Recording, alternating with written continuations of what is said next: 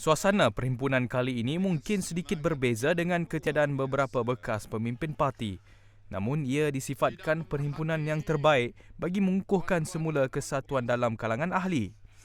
Bagi Ketua Penerangan UMNO Tan Sri Anwar Musa, 3 perkara utama akan disusuli selepas Perhimpunan Agung UMNO agar ia benar-benar memberi impak positif, iaitu menjadikan UMNO sebagai sebuah gerakan massa, isytiharkan jihad memerangi politik kebencian serta memberi tumpuan terhadap masalah rakyat.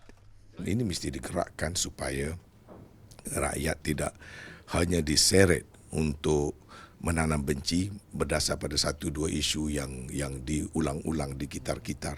Soal GST lah kononnya, soal dana politik lah, tentang soal 1MDB ini nampaknya cuba dipanjangkan. Kerana pihak yang berkepentingan kalau boleh dia nak drag isu ini sampai belahaya, menanam politik kebencian dan rakyat membuat penilaian berasaskan kepada sentimen itu. Melalui perhimpunan ini juga, kesepakatan yang ditunjukkan dalam kalangan ahli semakin terserlah apabila 3 sayap parti, iaitu wanita, pemuda dan puteri, bertekad untuk terus mempertahankan institusi presiden. Sekiranya pemimpin di peringkat atas yang berjawatan yang lebih tinggi daripada jawatan ketua pergerakan muda mendekati dan menjiwai aspirasi ataupun nilai ataupun titik bengit ataupun denyut nadi orang muda ini lebih amat bermakna. Dan kita lihat sudah tiba dan masanya kepimpinan ataupun pucuk tertinggi atasan melihat, mengkaji semula bahawa perlunya ada seorang pemimpin untuk bersama-sama bergerak walaupun dia mempunyai jawatan yang lebih tinggi, tapi untuk sama-sama bergerak mendekati generasi muda ini.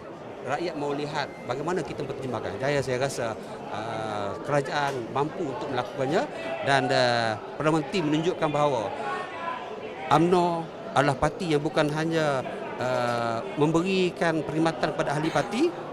UMNO adalah parti yang beri perkhidmatan kepada rakyat secara keseluruhan. Bukan hanya kepada orang Melayu Bumi Putra, tapi kepada rakyat berbagai kaum. Tumpuan kepada konsep wala yang ditekankan Presiden Datuk Seri Mohamad Najib Tun Razak jelas disambut baik di kalangan pemimpin mahupun ahli parti. Mereka faham kesetiaan ini akan menghasilkan sebuah parti yang mantap sekaligus mengembalikan kepercayaan rakyat kepada UMNO. Bagi penganalisis politik, perhimpunan tahunan UMNO itu menjadi medan untuk mengatur strategi berdepan dengan pembangkang dalam PRU kelak. Jadi kita lihat bahawa inilah platform yang digunakan oleh UMNO sebenarnya untuk pastikan bahawa tidak ada yang mengkhianati lah. Itu sebab perkataan pengkhianat dia gunakan untuk tidak mengkhianati perjuangan UMNO yang sebenar. Jadi dengan bila mereka dapat bersatu dalam konteks PAU ini jadi mereka akan terus bersama untuk menghadapi pilihan raya umum yang saya rasa tidak lama lagi lah. Mesej sudah jelas. Sebelum ini UMNO yang dilihat sedikit goyah akibat isu dalaman kini kembali utuh dengan semangat yang ditiupkan oleh Presiden Parti Datuk Seri Mohamad Najib Tun Razak.